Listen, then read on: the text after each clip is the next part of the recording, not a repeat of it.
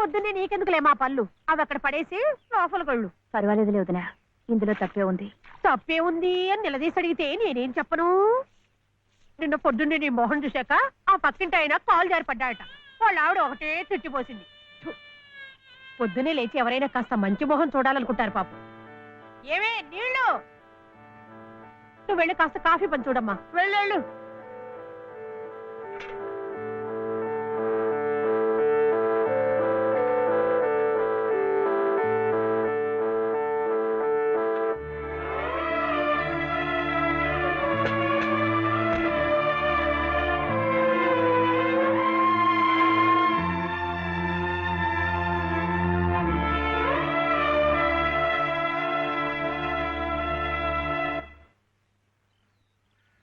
లలితమ్మ గారు, లలితమ్మ గారు, లలితమ్మ గారు.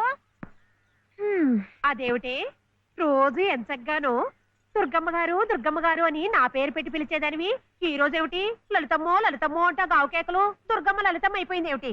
అదెట్టా అవుతుందమ్మా, దుర్గమ్మ దుర్గమ్మే, లలితమ్మే. నా జాకెట్, నా లాగు, నా చొక్కా ఎక్కడా? ఇదిగో బాబు. తమ చీరలు 2 రాసుకోండి. ఒరే చెంప అక్కడ పెట్టరా.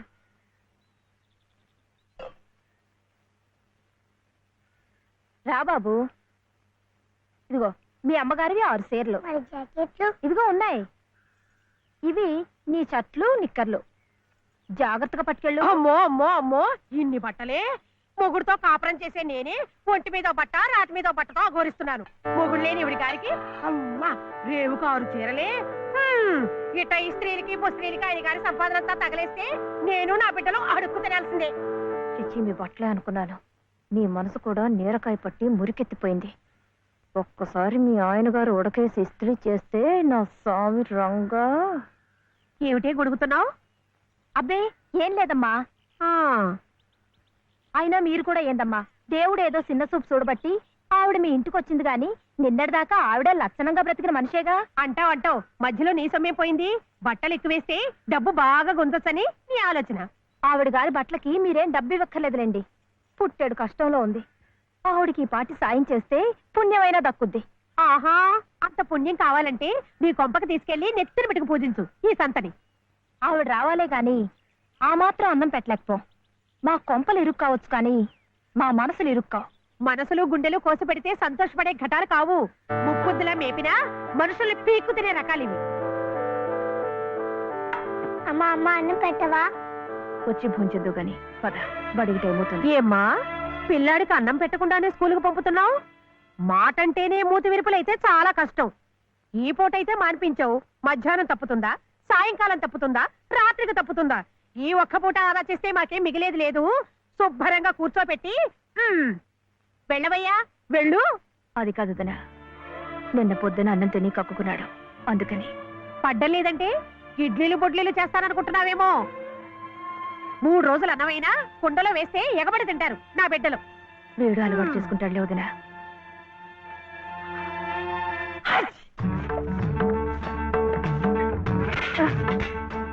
ఇక్కడ గొడిగే.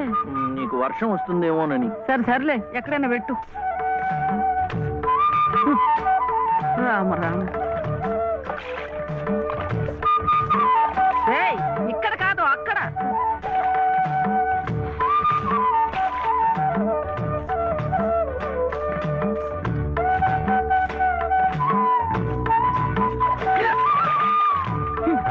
రామచంద్ర,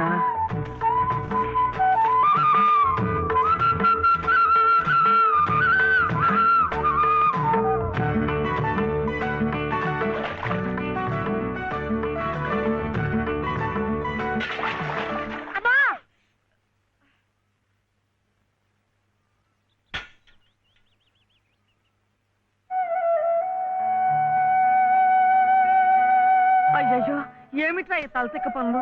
చూడలేదు. సర్లే, బిడ్డ పూర్తిగా తడిసిపోయాడు. ఏమనుకోకమ్మా. పర్వాలేదు.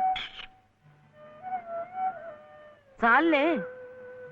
అయితే రేపటి నుంచి నీళ్లు కూడా పోయను. ఒరే, ఇదంతా నా కోసం అట్రా, నీ కోసం కాదు. ఏది చేసినా భక్తితో చెయ్యాలయ్యా. అయితే ప్రసాదానికి వెళ్ళినా వెళ్ళు.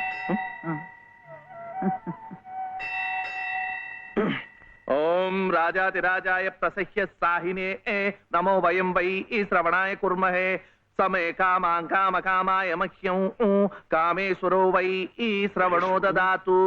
కామేశ్వరో వై ఇంకా నైవేద్యం కాలేదురా. శ్రవణో దదాతు.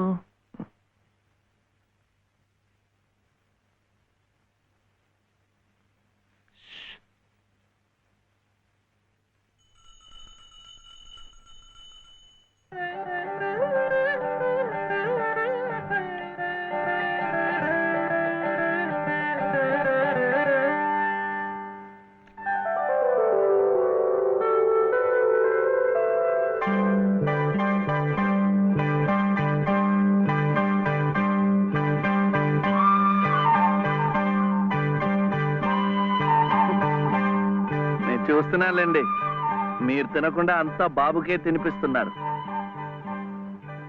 తీసుకోండి. నాకు లేదనా? నేను మళ్ళా అడిగితే ఇస్తారు. ఈ గుడి మాకు బాగా తెలుసు. నేను మా నానమ్మ రోజు వచ్చి ఇదంతా కడిగి ముగ్గులేస్తాంగా. తీసుకోండి, తీసుకోండి. తీసుకోమ్మా. అసలు దేవుడు గర్భగుడిలో ఉంటే వీడు ఊరేగింపుకు వెళ్లే ఉత్సవ విగ్రహం లాంటి వాడు. పుణ్యమే.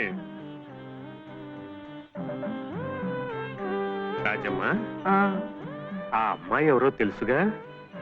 మన చలపతి చెల్లెలు లలిత. అలాగా, నేను గుర్తుపట్టలేదు.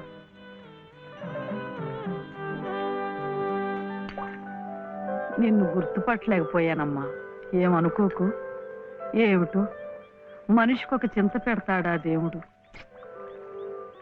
గంగిగోవు లాంటి మీ అన్నయ్యకి ఆ మహాతల్లి మీ వదిన ఎలా దొరికిందో.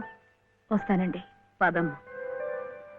చూడమ్మా, ఇంత చిన్నతనంలోనే నీకొచ్చిన కష్టం సామాన్యమైంది ఏం కాదు.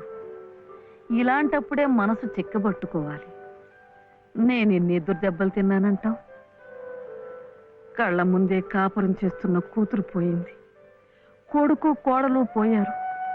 చిన్నతనంలో జరిగిన ప్రమాదంలో మెదడికి దెబ్బ తగిలి నా మనవడు ఇలా అయిపోయాడు.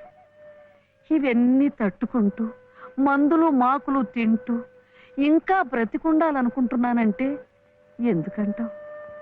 నా మీద ఆధారపడ్డ వాడి కోసం, నా మనవడి కోసం. భగవంతుడా, వాడి బుద్ధి పెంచకపోతే పోయే. ఏ కల్మషం ఎరగని ఆ పసితనాన్ని అలాగే ఉంచు. చెప్పింది చేసే పట్టుదల, దీక్ష అవైనా ఇచ్చావు, అంతే చాలు అని రోజుకొక్కసారి ఆ దేవుడికి గుర్తు చేయటానికి ఈ కట్టిని ఇలా ఉంచాను. అమ్మా ఊరికెళ్ళొద్దు. చాదస్తం అనుకోకపోతే ఒక్క మాట చెప్తాను తల్లి. నువ్వు కూడా ఒక మంచి